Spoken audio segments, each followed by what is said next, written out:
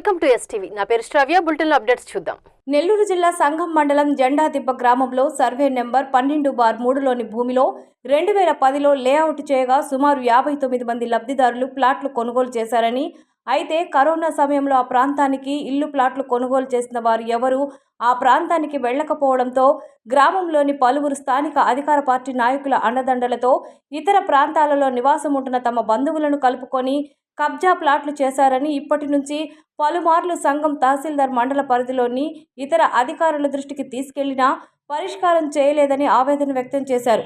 తామందరం కూడా నిరుపేదలమని, పైసా కూడబెట్టి భవిష్యత్తులో ఉపయోగపడుతుందని ఇళ్ల స్థలాలు కొనుగోలు చేస్తే అవి కబ్జాకు గురి కావడంతో ఆందోళన చెందుతున్నాము. గత 4 సంవత్సరాల కాలం నుంచి అధికారుల చుట్టూ మొరపెట్టుకుంటున్నా స్పందన కరువైందని, నేడు ఆత్మకూరు ఆర్డీఓకు వినతి పత్రం అందించామని, వెంటనే స్పందించిన ఆర్డీఓ పావని సంఘం రెవెన్యూ అధికారులకు సమాచారం ఇచ్చి స్వయంగా పరిశీలించి న్యాయం చేస్తామని హామీ ఇచ్చారు. మేము 2010లో జెండాదిబ్బలో ఫ్లాట్ కొనుక్కున్నామండి. మేము కొన్ని రోజులు ఉంది ఫ్లాట్ అని అప్పుడప్పుడు వెళ్తూ చూస్తూ వస్తుండేవాళ్ళము. కొన్ని రోజుల తర్వాత మళ్ళీ ఇప్పుడు చాలామంది అక్కడ వాళ్ళు గుడిసెలు వేసుకున్నారు. మేము 2-3 దఫాలు వెళ్తే మమ్మల్ని దబాయించి, మీకు ఇక్కడెక్కడ ఉంది స్థలము, మీరు ఉన్నప్పుడు కరెంటు ఉండిందా, స్తంభాలు లేవు కదా, కరెంట్ లేదు కదా, మేము వేయించుకున్నాము, మేము సొంతంగా చేసుకున్నాము, మావి ఇవన్నీ మీరు వచ్చేదానికి లేదు, వచ్చారంటే మిమ్మల్ని ప్రాణాలతో పెట్టము అని మమ్మల్ని దబాయించారండి.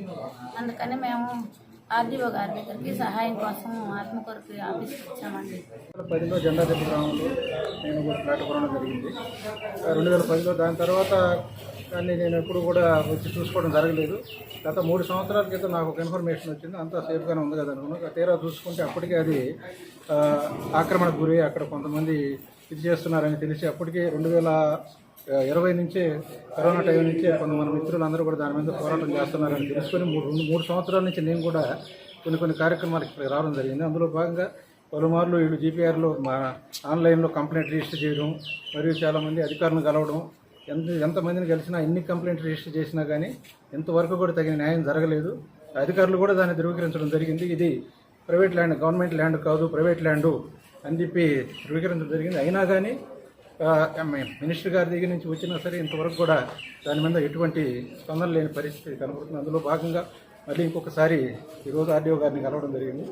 మేడం గారు సానుకూలంగా స్పందించి 4 గంటలకు వచ్చి చూసి దానికి తగిన న్యాయం చేసే విధంగా చూస్తామని చెప్పి హామీ ఇవ్వడం జరిగింది. సార్, ఇవి ఇప్పటి వరకు ఉన్న bulletin updates. Keep watching STV. మేము చేసే వీడియోస్ మీకు నచ్చినట్లయితే లైక్ చేయండి. అలాగే మరిన్ని ఇంట్రెస్టింగ్ అప్డేట్స్ కోసం మా ఎస్టీవీ తెలుగు ఛానల్ ని సబ్స్క్రైబ్ చేసుకోండి.